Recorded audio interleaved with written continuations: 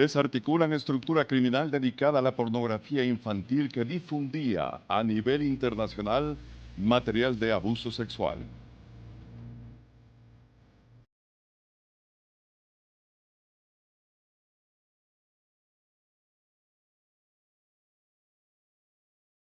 El operativo Gran Fénix 56 se ejecutó en Pichincha, Guayas y Sucumbíos. Hay detenidos e incautación de equipos.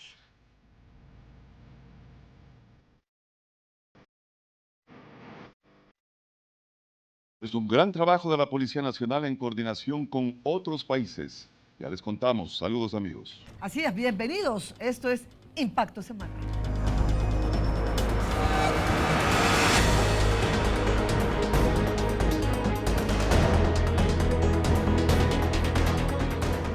Atención amigos, alias Gago, considerado objetivo de alto valor, cayó durante un operativo militar en Babahoyo. Veamos.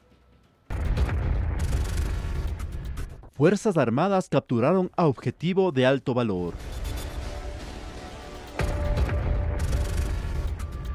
Pedro Osmar MM alias Gago, considerado objetivo de alto valor, miembro del GAO Los Lobos, fue aprehendido en el cantón Babahoyo perteneciente a Los Ríos. Él tiene antecedentes por asesinato en marzo del 2021. Además estaría vinculado a delitos como sicariato, robo, cobro de vacunas, extorsión y tráfico de drogas. Durante su captura se decomisó 500 gramos de marihuana. Se procedió a apreender a un individuo el cual presuntamente tiene en su poder sustancias sujetas a fiscalización, presuntamente marihuana. La detención se produjo mientras personal de las Fuerzas Armadas, a través de la Brigada de Caballería número 11 Galápagos, ejecutó una operación CAMEX en el sector Malecón de la 9 de octubre, acción direccionada por información de inteligencia militar. El detenido y las evidencias fueron puestas a órdenes de la autoridad competente. El ejército ecuatoriano se encuentra desplegado para salvaguardar la integridad y la seguridad de los ecuatorianos. En una entrevista televisada en Ecuador TV, el ministro del Interior, John Reinberg, habló sobre los resultados del gobierno en materia de detención durante los 2 últimos años. Más de 30 objetivos de alto valor que han sido atrapados y que hoy se encuentran cumpliendo condenas, más de 240 objetivos de intermedio valor que también se encuentran, que fueron atrapados y que también están cumpliendo sus condenas. El gobierno, a través del bloque de seguridad, mantiene el compromiso de no descansar hasta que el Ecuador tenga paz. Y 3 presuntos integrantes de una red internacional de pornografía infantil fueron capturados en un operativo simultáneo en Pichincha, Guayas y Sucumbíos. En un operativo ejecutado en Guayas, Pichincha y Sucumbíos, la Policía Nacional, a través de la Unidad de Ciberdelitos, ejecutó la operación Gran Fénix 56, con lo cual se logró la desarticulación de una estructura criminal dedicada a la pornografía infantil que difundía a nivel internacional en 12 países el material explícito de infantes para saciar los bajos instintos de personas retorcidas, y que hoy, gracias a la intervención no solamente de la policía ecuatoriana, sino con organizaciones internacionales y hasta la intervención de Ameripol, se logró capturar a estos individuos. Se encuentra detenido en cumplimiento a la orden de detención. Tras varios meses de inteligencia y seguimientos digitales, los investigadores lograron identificar a 3 ciudadanos ecuatorianos que operaban dentro de un grupo de mensajería de WhatsApp. Ahí compartían enlaces que conducían a la descarga de aplicaciones diseñadas para almacenar y distribuir material de abuso sexual infantil. Una operación que trascendió fronteras para proteger a los menores de edad, intercambiando información entre Ecuador, Colombia y más de 11 países a nivel internacional, a la que denominaron la Operación Atena, en búsqueda de desarticular a estas peligrosas organizaciones criminales. ¿Y qué tipo de yo no soy parte del... Entre los indicios se incautaron teléfonos celulares, tarjetas de memoria, una computadora, 2 laptops, discos duros y más indicios, en donde se almacenaba el material del abuso sexual infantil. Las autoridades puntualizan que este golpe permitió la desarticulación de esta red dedicada a uno de los crímenes más atroces que ha venido pululando en todo el mundo en los últimos años, pero que hoy, con apoyo internacional, se busca bloquear a estos cibercriminales que no miden consecuencias y que mucho menos tienen escrúpulos en contra de la afectación a sus víctimas. Las Fuerzas Armadas blindarán más vehículos en combate para utilizarlos en los operativos antidelincuenciales. Este es el primero de 40 carros de combate que el ejército ecuatoriano empezó a blindarlos con apoyo de la empresa privada para que sean vehículos totalmente seguros que garanticen la integridad de los soldados que los utilicen en los patrullajes por zonas sensibles donde operan bandas narcoterroristas. Este es un vehículo que se lo ha denominado Mamut Mach B, que es una modificación del vehículo Marrúa que era empleado en otros ambientes, en otros escenarios, pero de acuerdo a las misiones actuales que tenemos, nos hemos visto en la responsabilidad de modificar estas opciones. Este carro, denominado Mamut Mach 5, cuenta con un nivel 5 de blindaje que permitirá a los soldados protegerse de balas de fusil calibre 5.56 que muchas veces son disparadas por los delincuentes. Su nivel de blindaje es un nivel 5 que soporta munición hasta de 5.56, que es decir, de calibre mayor, calibre de guerra se puede decir. Ya se han hecho las pruebas, tenemos ahí los orificios que, como pueden evidenciar, no ha traspasado el blindaje. El proyecto consiste en blindar los 40 carros que serán distribuidos a diferentes zonas del país, donde las Fuerzas Armadas apoyan a la Policía Nacional en la lucha contra la delincuencia como bloque de seguridad. Especialmente haríamos énfasis a los lugares con mayor conflictividad, que serían las fronterizas y aquí de los puertos. Igualmente debo mencionar que ustedes pueden observar arriba tiene una ubicación para una ametralladora, que sería quien daría seguridad mientras el resto cumple las operaciones. El proyecto lo presentaron en la Brigada de Infantería número 5 Guayas, donde el propio ministro de Defensa constató la seguridad que ofrece el blindaje nivel 5 para los carros que las Fuerzas Armadas utilizan en el combate contra los grupos narcoterroristas que delinquen en nuestro país. Y en Cuenca, como en una película, un cajero automático fue arrancado de la pared por un grupo de delincuentes. Les contamos más.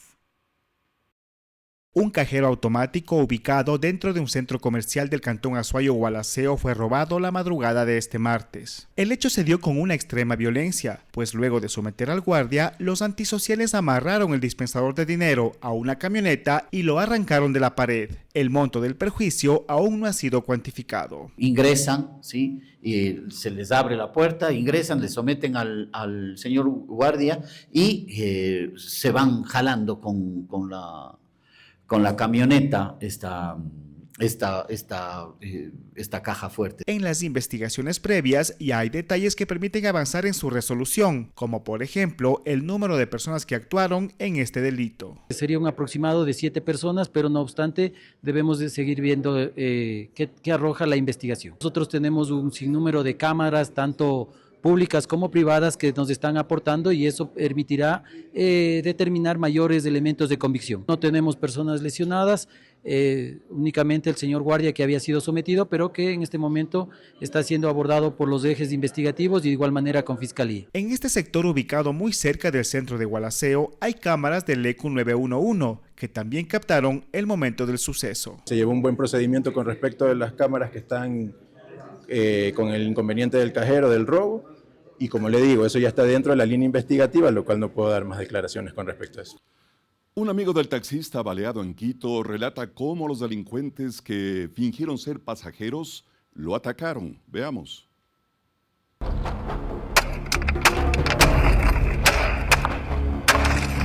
El ataque quedó registrado por cámaras de seguridad. Subieron como pasajeros, en el trayecto sacaron armas y agredieron al taxista.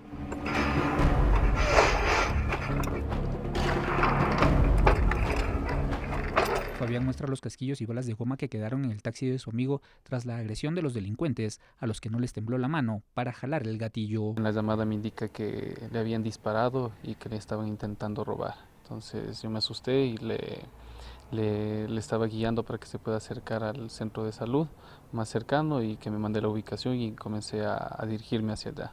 Una de las balas impactó en el cuello, otra en la espalda y otra en la cabeza del transportista. Estuvo a punto de perder la vida. Ahora se recupera en una casa de salud. La verdad es que es un milagro. El momento que ya le extrajeron la bala, a las 5 o 6 de la mañana del día jueves, en este caso, estuvo a 3 milímetros de cortar la yugular. Sí, él es padre de familia, va a ser padre de familia por segunda vez, está esperando su segunda hija está por venir. Tiene un trabajo en las mañanas, trabaja conmigo en las tardes y en las noches, prácticamente tiene 2 trabajos, pasa afuera y trata de hacer todo lo posible para llevar el pan a la casa. Varios han sido los ataques registrados contra taxistas en Quito en los últimos meses. En este caso actuaron con extrema violencia. La policía está tras los pasos de los ladrones. Hemos tratado de ubicarles, tenemos las respectivas denuncias. Ya el eje investigativo es el que se encargará de realizar los demás procedimientos. Este video será parte fundamental para poder identificar y capturar a los delincuentes, que serían ciudadanos extranjeros, podrían ser procesados por el delito de tentativa de asesinato. Las Fuerzas Armadas decomisaron más de 1 tonelada de droga en Esmeraldas. El cargamento alcanzaría los $200 millones en el mercado internacional. Los allanamientos se ejecutaron en Huizne, provincia de Esmeraldas, luego de confirmar que había un centro de acopio de cocaína que era utilizado por microtraficantes. Allanamiento a un domicilio, una hacienda ubicada en el sector Galera, donde pudimos encontrar 15 sacos conteniendo sustancias sujetas a fiscalización, alrededor de 406 ladrillos, de aproximadamente 1 kilo cada ladrillo. 3 personas detenidas y la incautación de más de 1 tonelada de droga fueron los resultados de este operativo. Se evitó que 13 millones de dosis de la sustancia ilegal lleguen a los consumidores en el mercado internacional. Posterior a eso tuvimos información de que contigua a esa propiedad había también enterrado en otra caleta sustancias sujetas a fiscalización. Nos trasladamos hasta allá y pudimos encontrar en una caleta 13 sacos conteniendo 486 paquetes de alrededor de 1 kilo cada paquete. En nuestro país el valor de lo incautado es de aproximadamente $3 millones. Sin embargo, si esta sustancia tenía como destino Australia, podía llegar a costar hasta $200 millones. Son personas que se dedican al acopio de droga para trasladar a Europa y a los Estados Unidos. Por lo general utilizan las salidas del mar que se encuentran sobre el borde costero de Galera y los Muisne, Bolívar. Las investigaciones continúan, pues habrían más personas involucradas en esta actividad, encargadas de transportar la droga al lugar donde iba a salir del país por vía marítima, según las primeras investigaciones. Breve pausa y enseguida, en enero de 2026, se reactivará el caso Ligados. Los procesados en esta causa son acusados por presunta asociación ilícita.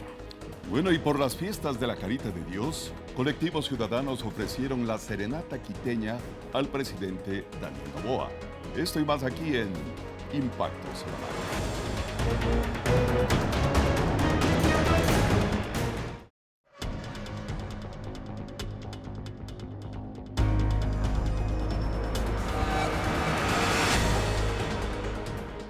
Se verá retrasada la audiencia de apelación a la prisión preventiva de Jordán, Serrano y Aleaga en el caso de Fernando Villavicencio, debido a la recusación de una de las juezas que conforman el tribunal. La audiencia que debía revisar la prisión preventiva en contra de los principales procesados por el asesinato de Fernando Villavicencio tendrá que ser retrasada, pues una de las juezas del tribunal decidió apartarse del caso porque ya había actuado antes en este proceso. Pero al mismo tiempo, las hijas de Fernando Villavicencio recusaron a otra de las magistradas que conforman el tribunal, alegando que tiene vínculos políticos que ponen en duda la imparcialidad en este proceso judicial. Por cuanto existen situaciones que, como argumentamos en el escrito, podrían verse afectadas su imparcialidad respecto que ella ha tenido relación con, tú sabrás recordar que los señores José Serrano, Ronnie Aliaga e incluso actualmente el señor Jordán tienen relación con Rafael Correa, presidente vitalicio de la Revolución Ciudadana, y en este mismo sentido esta jueza, en el tiempo de cuando él era presidente, falló en contra de Diario La Hora fue funcionaria en el Ministerio de Relaciones Exteriores, al igual que su esposo, y existen ciertas situaciones que podrían vulnerar el principio de imparcialidad ante una futura apelación. En la apelación, que se deberá definir en los próximos días, se definirá si se mantiene o no la orden de prisión preventiva en contra de los procesados, considerados como supuestos autores intelectuales del asesinato del ex candidato presidencial.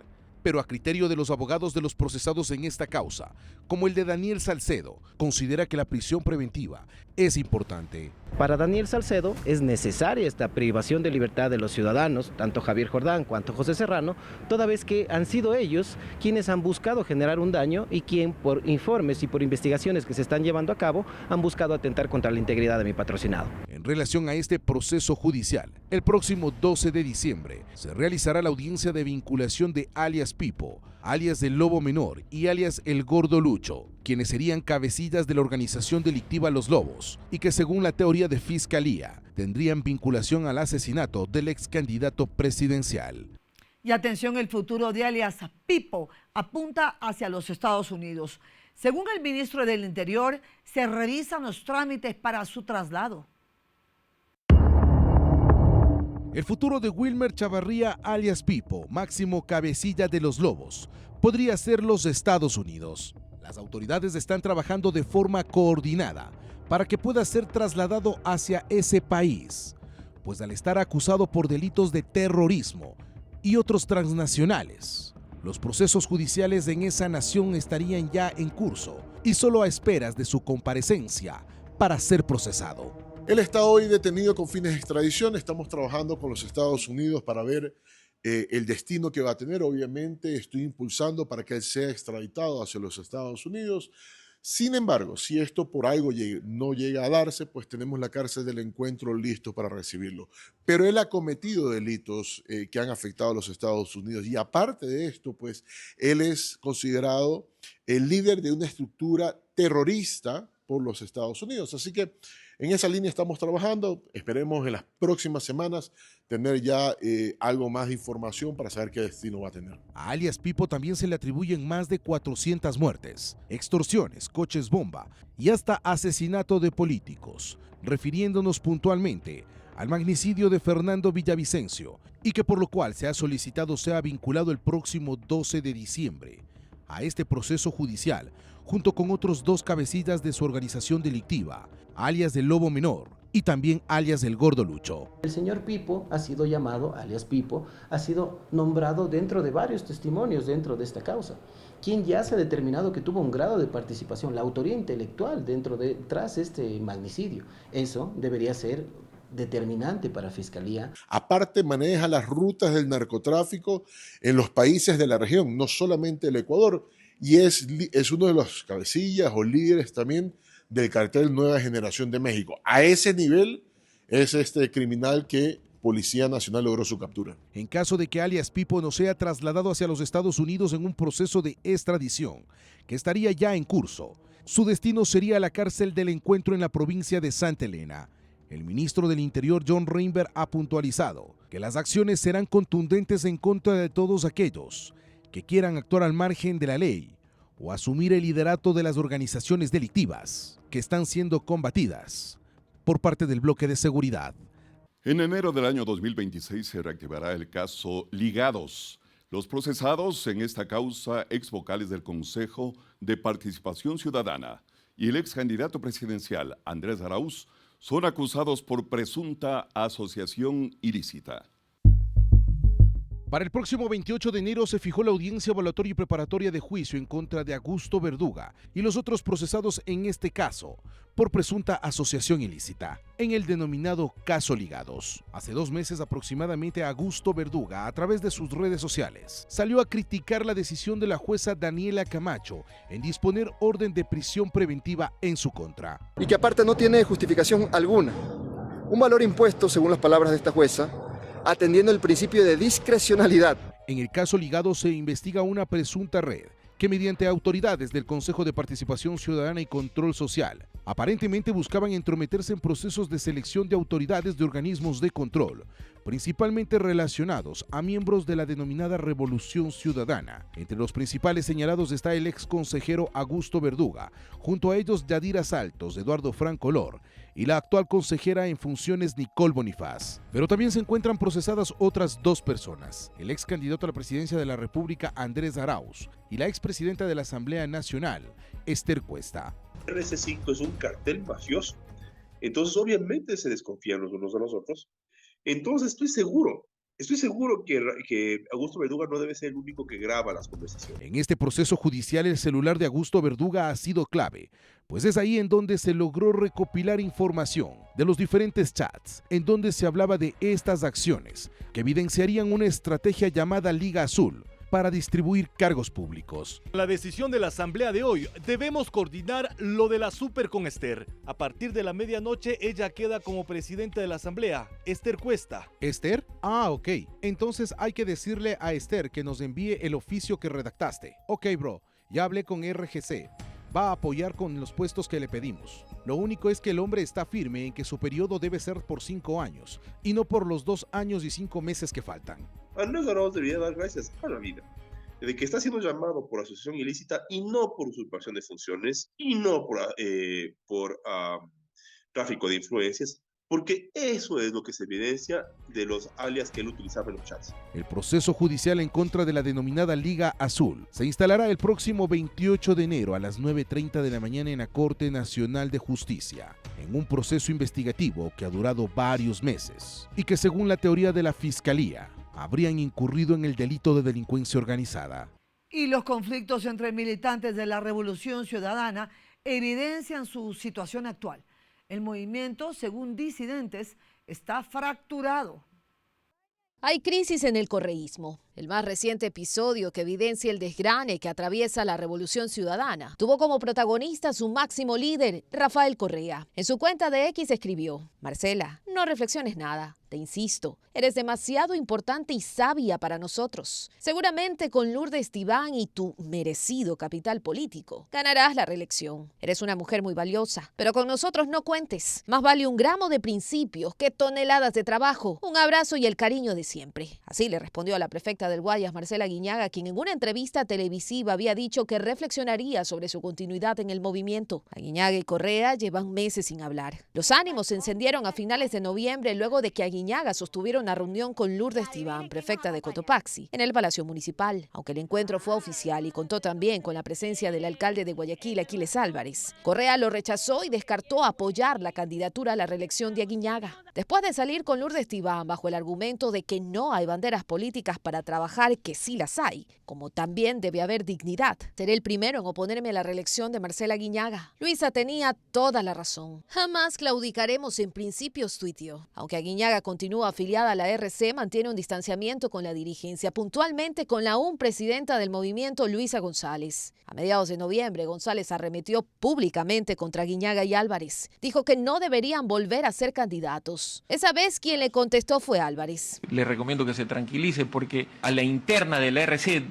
donde ella sí es parte, lo único que genera es más rechazo. El 29 de mayo, el legislador electo por la RC, Sergio Peña, fue expulsado de las filas del movimiento por la directiva que encabeza González, por haber votado a favor de una ley propuesta por el oficialismo. El 15 de abril, la asambleísta Mónica Salazar anunció que dejaba la bancada correísta debido a los malos tratos que habían dentro del movimiento. Responsabilizó a González. Y el 10 de julio, la legisladora Yajaira Urrestra hizo pública su separación de la RC, tras haber sido insultada por González, quien además la llamó tuerta. La democracia empieza en el momento que cuando tienes algún tipo de discrepancia, te puedes sentar a conversar sobre ese tema. Y realmente, ¿por qué los problemas internos? Es básicamente por eso, por el sectarismo y esta posición de dictador, de yo mando, yo digo, yo permito y tienen que hacer las cosas como yo quiero. La Revolución Ciudadana está fracturada. La falta de democracia interna, la imposición de liderazgos y el rol de Rafael Correa son las principales razones. Eso condiciona en buena medida la posibilidad de que nuevos liderazgos emerjan. Eso tensiona la permanencia de algunos actores. Tienen un desafío enorme, muy difícil de resolver, que es reorientar su posición ideológica. Si bien su base electoral existe, le surge renovarse. Creo que tienen que hacer un análisis a la interna de ver cómo resuelven las cosas de mejor manera. No puede ser que desde un movimiento se prohíba dialogar con otras personas cuando lo que quiere la gente es que conversen. En enero el movimiento Revolución Ciudadana tendrá una convención nacional. Cambiará de dirigencia y tratará, aún no sabe bien cómo, de zanjar diferencias. La Asamblea Nacional aprobó el presupuesto general del Estado para el año 2026 con incremento para las áreas de educación, salud y seguridad. La Asamblea Nacional se reunió el fin de semana y puso fin al análisis de la proforma presupuestaria 2026. El valor aprobado es de 46.255 millones de dólares. La presidenta de la Comisión de Régimen Económico dijo que existe un aumento en comparación a la proforma 2025. Recordemos también que ahora ya no existe el subsidio al diésel, lo que ha hecho también un poco más fácil poner las finanzas en orden del país y que esos recursos vayan justamente a sectores que sí los necesitan, a sectores como lo anunciaba al inicio de esta entrevista, como es educación y salud. Esa proforma establece un aumento en salud del 8%, en educación del 15%, y para seguridad serán destinados 2.000 millones de dólares para policías y militares. En cuanto al presupuesto para las universidades, los asambleístas de gobierno explicaron en un comunicado que impulsa la formación superior al incorporar 59 millones adicionales y cerca de 150 millones en inversiones para 22 universidades y escuelas politécnicas. Esto con el objetivo de garantizar infraestructura, investigación y oportunidades reales para jóvenes que quieren estudiar y progresar. Ya en la asamblea, Natalie Farinango volvió a explicar. La asignación garantiza su pleno funcionamiento y que no exista baja de calidad dentro de los programas que ofertan estas universidades. En ese aspecto, hay universidades que no han ejecutado sus saldos en el 2025 y esos saldos se les van a devolver porque, a diferencia de otras instituciones públicas, los saldos de las universidades no se liquidan, o sea, no se terminan con el año fiscal, sino que se les devuelven esos saldos. El rector de la Universidad Politécnica Nacional habló de eso. Hemos experimentado un incremento de alrededor de 5.400.000 dólares. Estos recursos serán utilizados, como usted conoce, en mejorar las edificaciones, los edificios que datan ya de 70 años atrás, sus instalaciones y el mejoramiento de los laboratorios fundamentalmente. En cuanto a los valores que contempla la proforma presupuestaria para transferencias sociales, seguridad social e inversión, serán 6.252 millones de dólares, 1.844 para bonos y programas sociales, como por ejemplo el bono de desarrollo humano, Joaquín Gallegos Lara, Mis Mejores Años, Toda una Vida, programa 1000 días y compensaciones para el transporte. 3.852 millones más se asignarán a la seguridad social, IES, ISFA e ISPOL. 78 asambleístas son los que pusieron los votos para la aprobación de la proforma presupuestaria 2026. Colectivos ciudadanos ofrecieron la serenata quiteña al presidente Daniel Noboa. Sonriente y acompañado de su esposa, la primera dama Lavinia Balbonesi, el presidente Daniel Noboa recibió la tradicional serenata quiteña de parte de colectivos ciudadanos y no del municipio, como de costumbre, pues el alcalde decidió suspenderlo. Varias delegaciones estudiantiles y de asociaciones partieron desde la Plaza del Teatro hasta llegar a la Plaza de la Independencia, en donde también se concentraron decenas de simpatizantes del gobierno para mostrarles su apoyo. Estamos muy felices, hoy es un día de fiesta y esperamos que todos los quiteños nos sumemos y que viva Quito. Esta serenata es para el mejor presidente, joven, inteligente. ¡Viva Quito! Ha ayudado mucho a las mujeres, a las mamás solteras, a estudiantes como yo. Entonces, eso, por apoyarle bastante, porque siente el apoyo del pueblo. La vicepresidenta María José Pinto, ministros de Estado, la reina de Quito, María Emilia Sánchez y su corte, entre otras autoridades, cantaron y bailaron al ritmo del trío galante. Desde el balcón de Carondelet, el presidente se dirigió a los asistentes cuestionando autoridades locales. A pesar de que ciertos malos elementos, ciertos malos funcionarios trataron de parar esto, trataron de cortar esta conexión entre el pueblo y el gobierno. Y a esos funcionarios que no les da la gana de respetar a Quito, pues pronto se irán y ustedes mismos podrán escoger una mejor autoridad.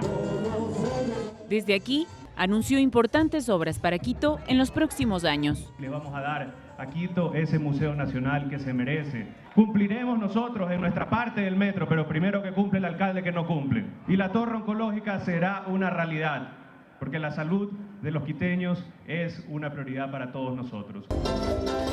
Así culminó la serenata quiteña por los 491 años de fundación de la capital ecuatoriana.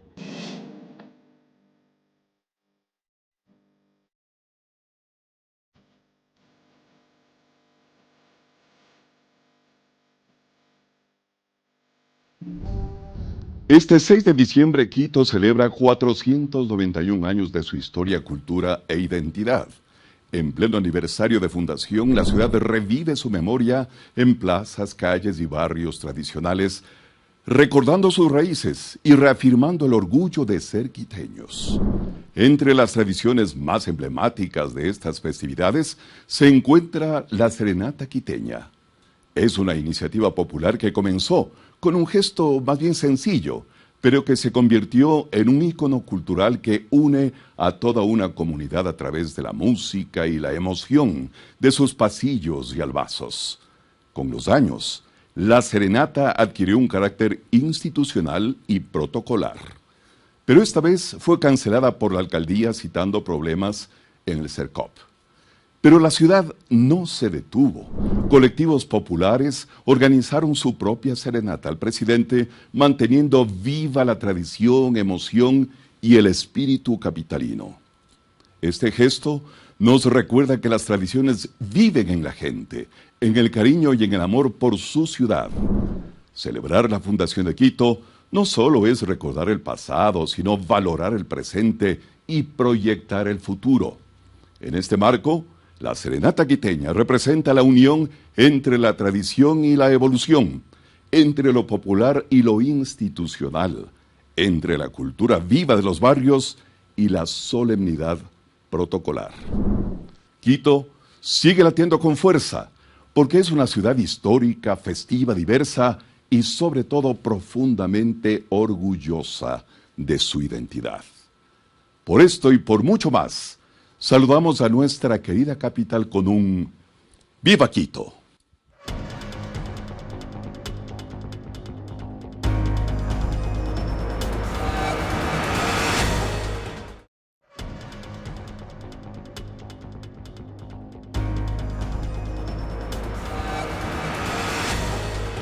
Una nota curiosa, escuchen esto, según el INEC, la ciudad del Ecuador con mayor número de personas solteras es Quito.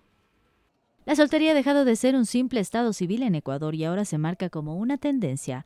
El 44.2% de las personas que viven en la capital no tienen pareja. Según el censo del INEC del 2022, había alrededor de 950.000 quiteños solteros. Es el caso de Fernanda Cachaguay, estudiante de 25 años, quien asegura que hoy los jóvenes tienen otra forma de pensar. Es necesario también aprender a estar sola, aprender a quererse, aprender a compartir tiempo con uno mismo, no necesariamente depender de una persona para ser feliz. Pues la mentalidad reiteran que ha cambiado. Ahora tienen diferentes intereses y ponen en prioridad otras cosas. Enfoques diferentes. Actualmente estoy concentrado en la universidad, en el trabajo, entonces no he pensado en tener una pareja. Si un hombre no te apoya, lo único que hace es retrasarte o decirte es que tú no tienes que ser mejor que yo, ¿de qué sirve? Mejor sola que mal acompañada. Pero la soltería no es sinónimo de soledad.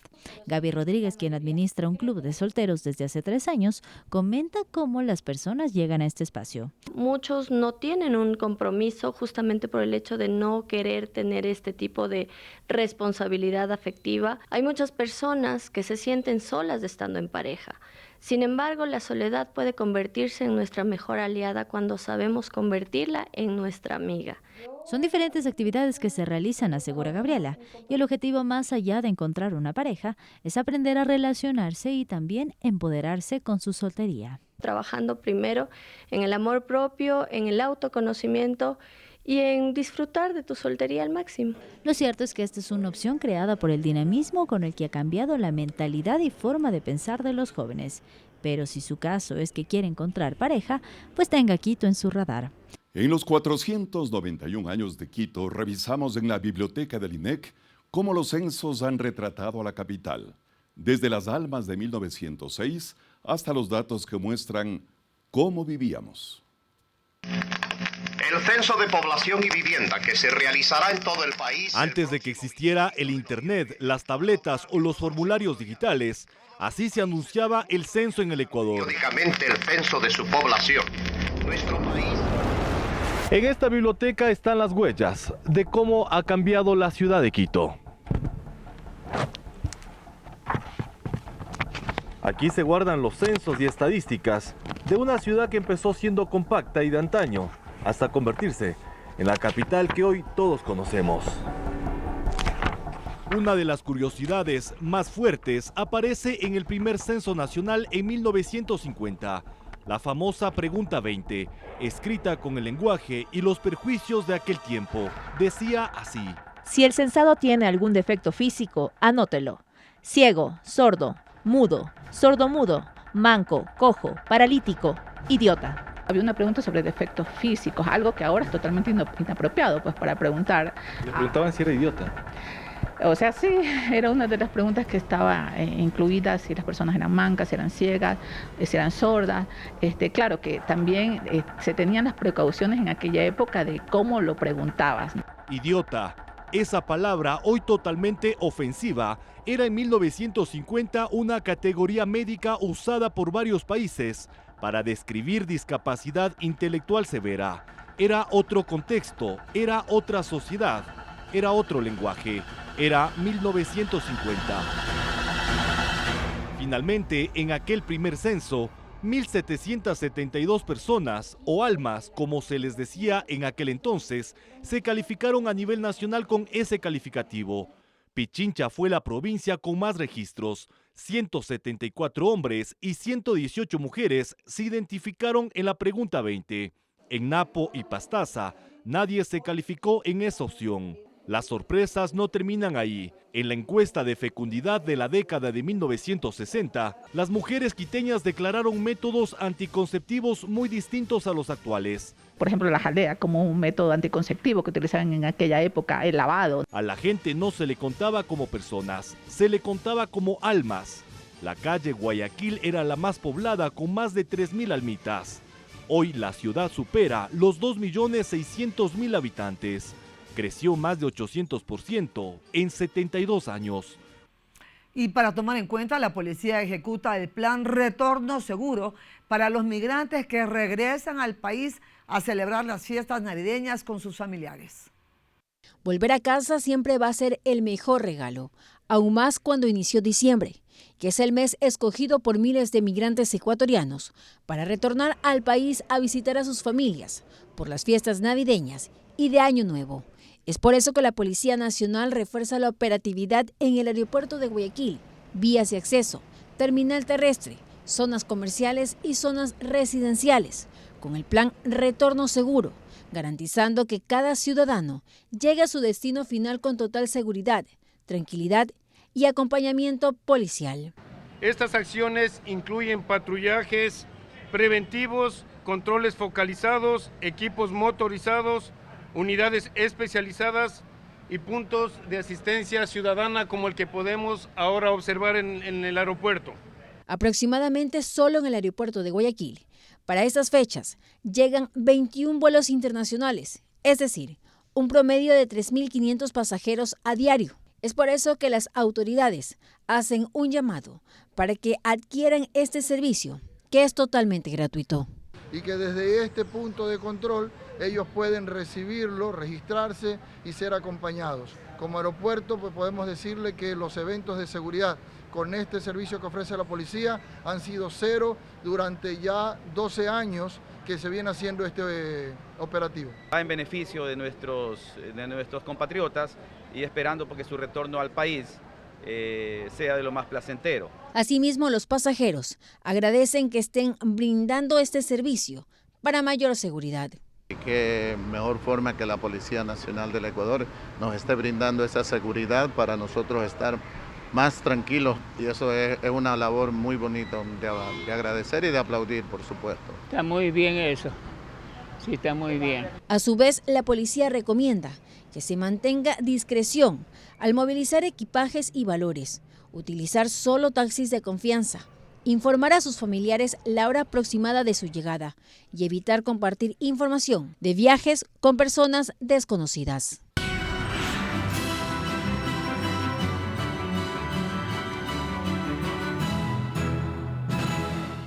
En el continente asiático, las inundaciones dejaron 1.000 fallecidos. Esto y mucho más en el siguiente resumen internacional.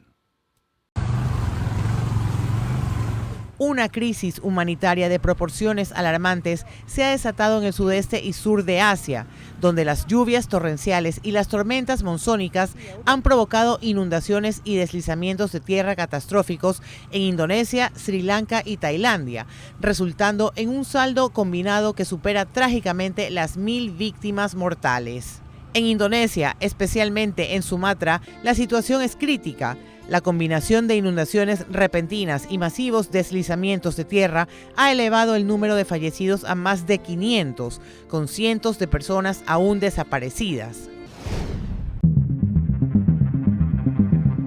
Estados Unidos ha intensificado drásticamente su política migratoria con la suspensión del procesamiento de solicitudes de ciudadanía y residencias permanentes para ciudadanos de 19 países, entre los que destacan Cuba, Haití y Venezuela. La suspensión aplica a una variedad de procesos migratorios críticos, afectando a miles de personas que estaban en trámites avanzados, incluyendo solicitudes de residencia permanente y procesos de naturalización para obtener la ciudadanía estadounidense. Según documentos oficiales, la administración justifica esta pausa alegando la necesidad de garantizar la seguridad del pueblo estadounidense y de realizar una revisión y evaluación exhaustiva de la población de extranjeros en el país provenientes de estos estados. Esta medida se produce poco después de un reciente ataque a miembros de la Guardia Nacional en Washington, cerca de la Casa Blanca, perpetrado por un ciudadano afgano. Y ya se despertó este ambiente navideño y con ello los padres piensan en los regalos para Navidad. Y por otro lado, amigos, el sorteo de grupos del Mundial de Fútbol 2026 se realizó este viernes. Ya les contamos más detalles aquí en Impacto Semanal.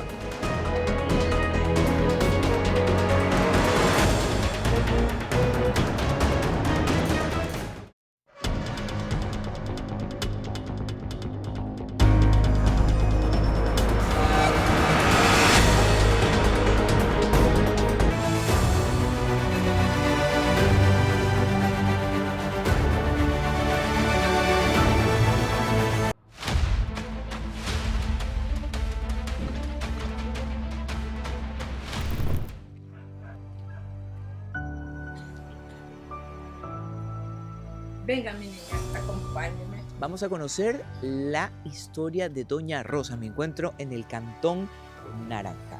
¿Ven la condición en la que están viviendo? Ahora vamos a buscar una solución.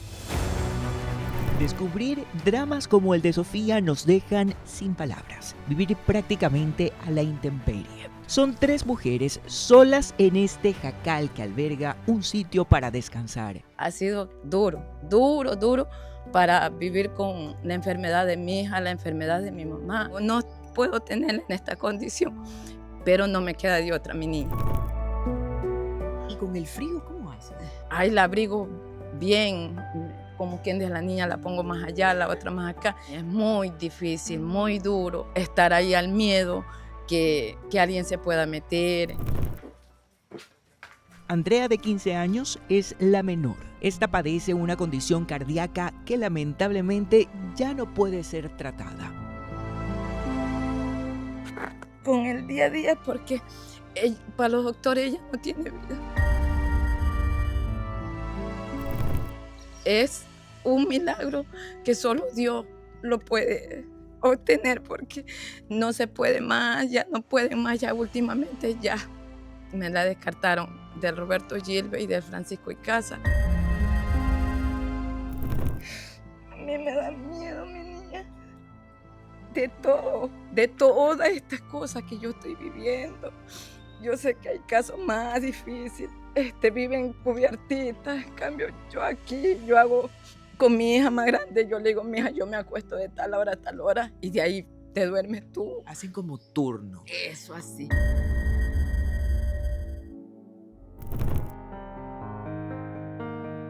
Una silla de ruedas y las fuerzas del amor permiten a esta humilde mujer empujar a su madre cada que tiene consulta médica. Ella también presenta un cuadro de desnutrición. Sí, mamita, yo quiero solo caminar, porque yo quiero caminar, mamita. Sino que se me ponen los pies dormidos y como que lo que siento es que se me duermen, ahí me duelen los pies.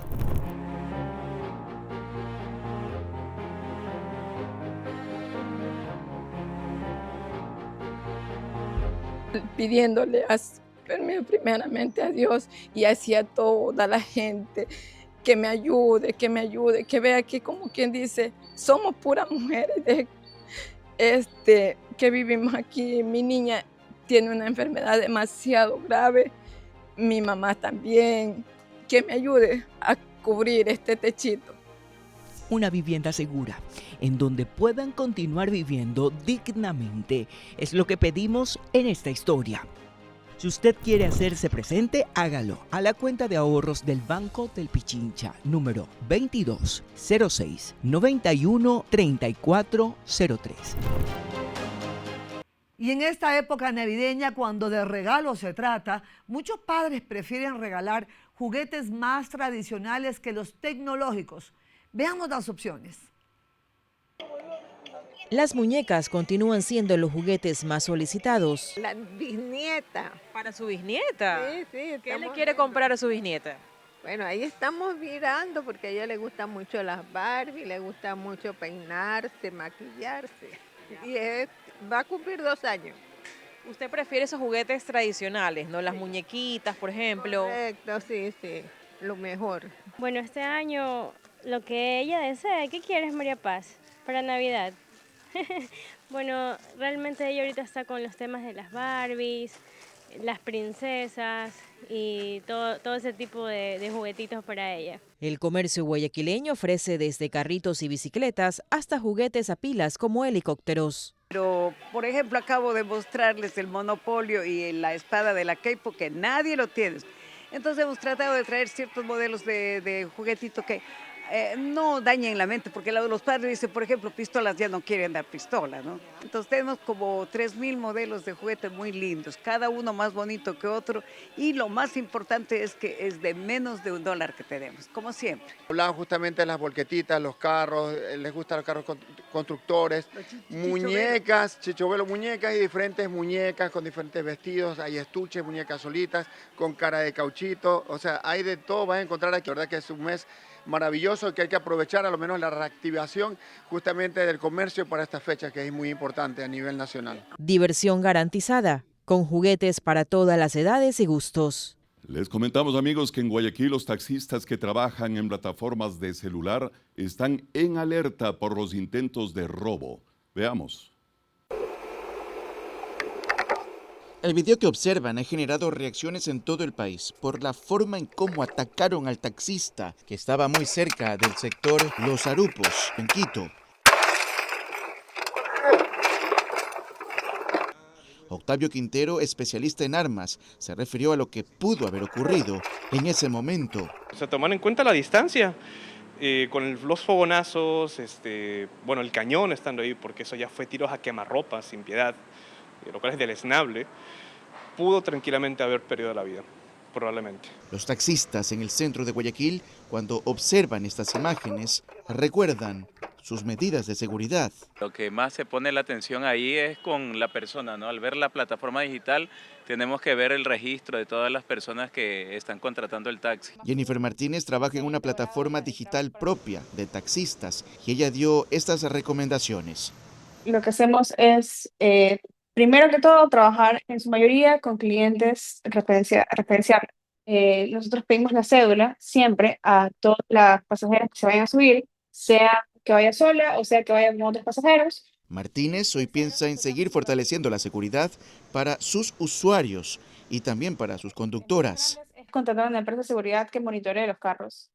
Eso creo que no todo el mundo lo ha podido acudir a hacer porque obviamente los costos son mucho más altos, pero es algo muy importante para darle un tipo de seguridad distinta y selectiva a la conductora. La cuenta digital de estas personas que por poco asesinan al taxista desapareció. La policía investiga a los atacantes. Y el sorteo del grupo del Mundial de Fútbol 2026 se realizó este viernes, lo que marca el inicio oficial del camino hacia la Copa del Mundo. Veamos los rivales de las selecciones del planeta y sobre todo de Ecuador. La quinta presencia mundialista que tendrá Ecuador ya tiene definido a las selecciones que pelearán por el privilegio de acceder a la siguiente ronda, emparejados en el grupo E con rivales como Alemania, que se repite como en la edición 2006, Costa de Marfil y la debutante Curazao.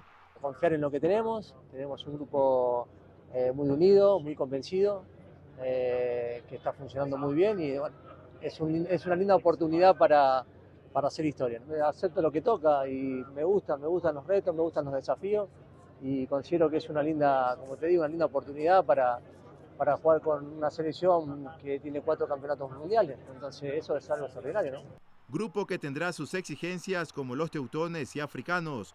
Sin embargo, lo que puede ofrecer la representante de CONCACAF será una incógnita. Con esto solo se espera que arranquen las emociones de la competencia más importante del planeta, que tendrá el puntapié inicial en junio del próximo año. Confianza para hacer un gran mundial. Acá siempre lo importante de todo esto es jugar partido a partido y, como digo, ganarse el derecho a un cuarto partido, eso es lo más importante. Me gusta el reto y me gusta el desafío porque considero que tenemos un grupo que está preparado para ese tipo de retos. Muy bien, y en plena celebración de la Carita de Dios, festejando su fundación en los 491 años, nuestra capital querida. Así, amigos televidentes, nos despedimos, agradecemos siempre que nos acompañen en Impacto Semanal. Nos hemos unido a este festejo bien merecido de la capital de los ecuatorianos. Nos vemos el próximo sábado a partir de las 20 horas y los domingos a las 6 horas. Esto ha sido Impacto Semanal. Buena suerte, amigos.